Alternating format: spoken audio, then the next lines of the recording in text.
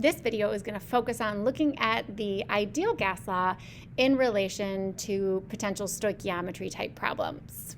Okay. So we've looked at ideal gas law before, ideal gas law being PV inert, so PV equals nRT.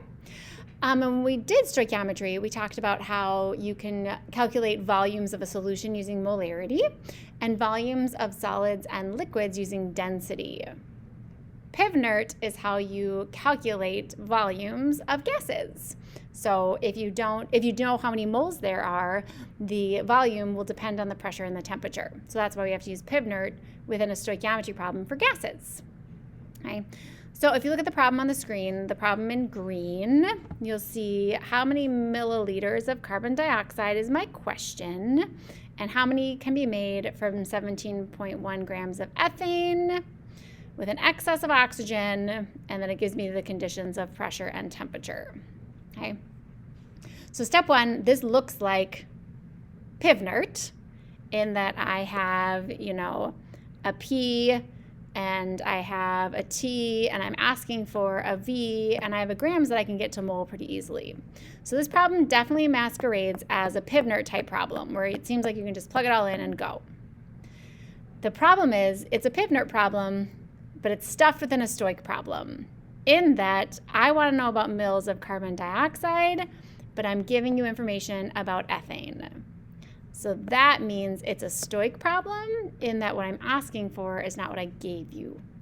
Okay?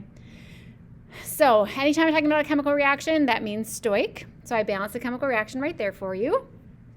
And the way that I'd like to think about stoichiometry in relation to gas laws is step one, you need to focus on the gas. Okay, if I'm plugging numbers into PV equals nRT, the two variables more than any others that I need to worry about is the volume and the moles. Okay, these two things have to be measuring the same thing in order for this to work.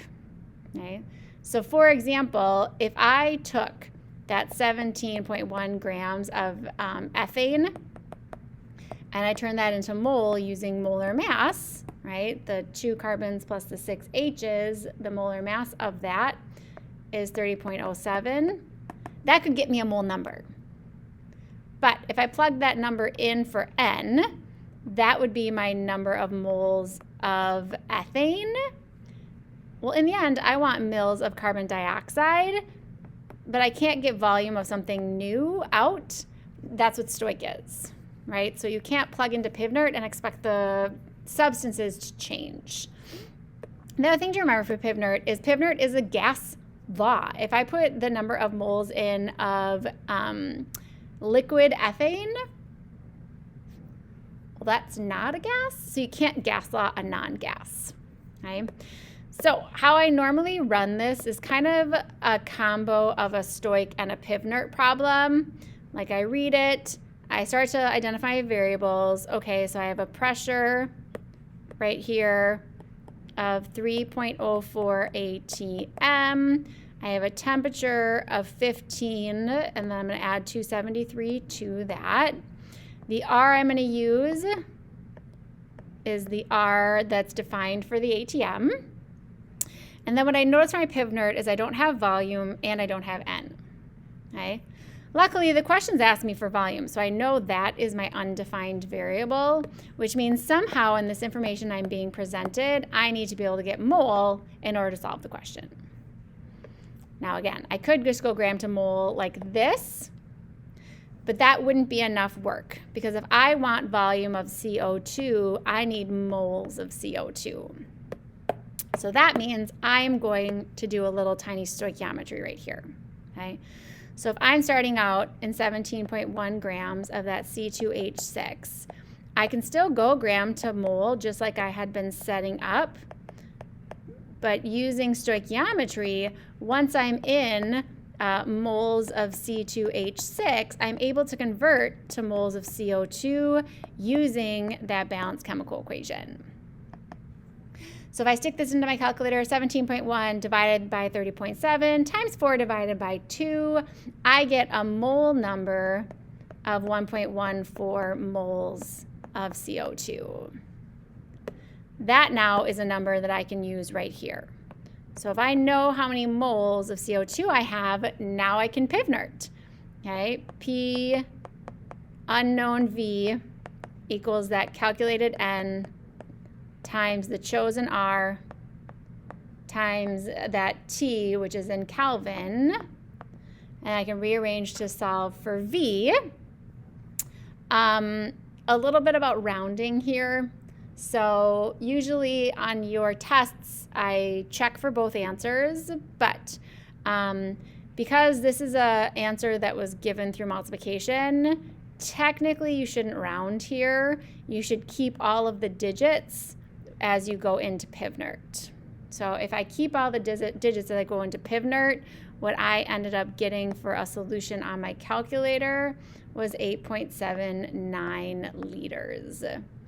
If instead you rounded, then you might get something more like 8.86 liters, which is fine. It's just a question of rounding, and I would take both answers.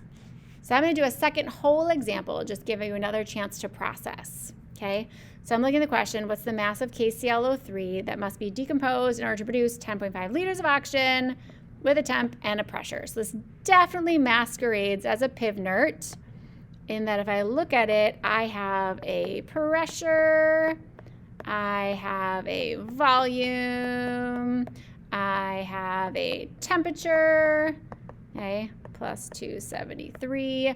The R I would choose is the R for kPa, okay?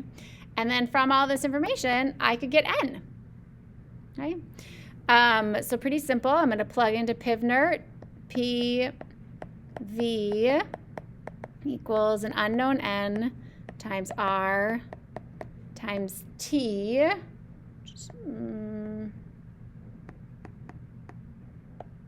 Rearrange this to solve. I get that X is 0.498 moles. Okay. Now, seeing the fact that I want mass, I could in my head easily go, oh, I can go mole to gram, that's molar mass. But we have to remember is what this is moles of. This was volume of oxygen, so I got moles of oxygen out. Okay, so this is moles of oxygen. Well, my question is asking me for mass of KClO3, so going molar mass of oxygen doesn't get me to my answer. But through stoichiometry, I can get myself there. So I'm already in mole, so I can go straight from mole of O2 into mole of KClO3 using the balanced chemical reaction. And then I can go from moles of KClO3 into grams using molar mass. And the molar mass, I calculated it to be that. So if I calculator that, I end up getting 40.6. Oh, I got a crazy number I forgot I wrote down, but I want to round it to 3 sig figs. So I'm going to write down that I got 40.7 grams of KClO3. So this is another type of problem. It's just a pivnert, just an ideal gas law problem. I got one set of variables, but you're going to be using stoichiometry at some point within it. Essentially, you're going to be either using stoich to get to moles of a new thing or using stoich to get to grams of a new thing, knowing that you can only pivnert with a gas. Okay, so you have some questions like this on your worksheet. Go ahead and try those and have a nice night.